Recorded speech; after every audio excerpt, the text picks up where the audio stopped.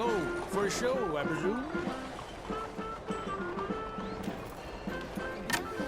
Tickets for one, please. The show will be behind in any of the doors beside the booth. Well, you got my attention now, so don't do anything you'll regret.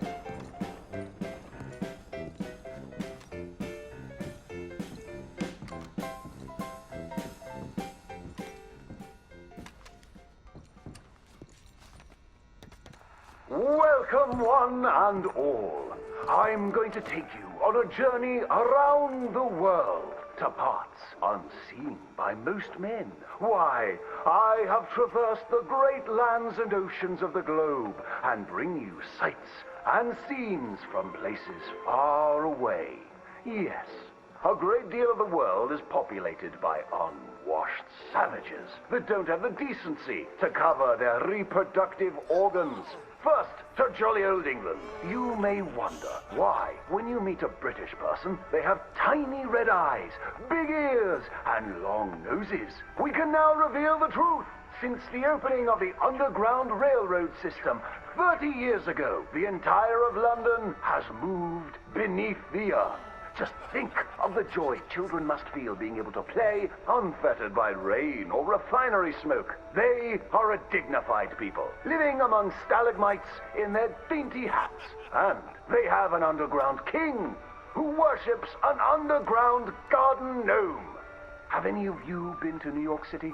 It seems like the whole world is ending up on that tiny island. Now there's Lady Liberty, a marvelous statue.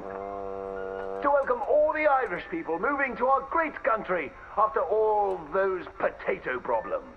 They are welcomed by tourists who toss potatoes out of the head of that lady. In New York City, they are making buildings so high, one day you can walk to the moon for a picnic. Wouldn't that be grand? It's true.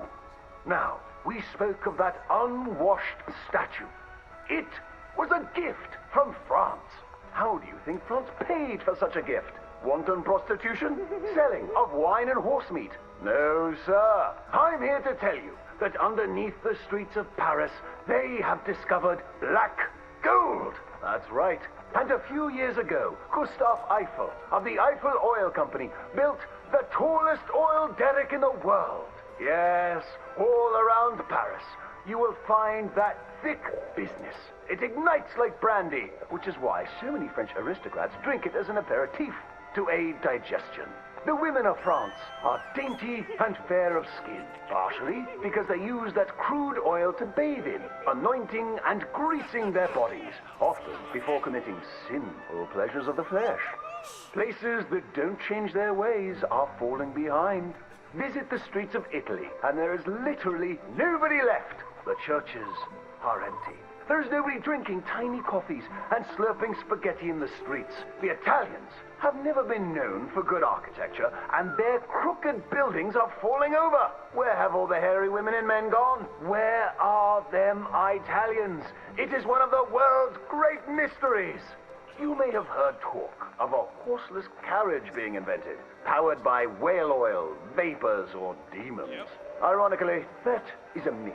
What is more exciting, the Germans have developed a mechanized horse that never needs to eat or sleep. It is a marvel of invention and is intended to facilitate the German army when it invades France or Russia in their campaign to spread the gastronomical wonders of low-quality beer, sausages, and sauerkraut.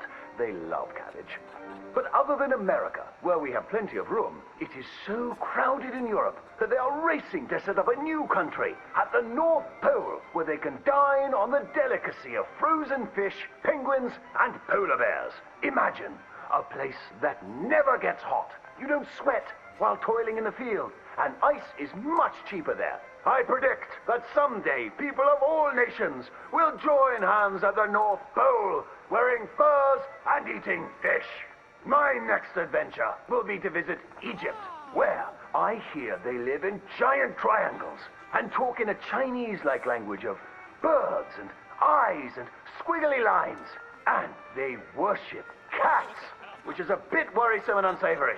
Thank you, ladies and gentlemen, for joining me on these fantastic journeys.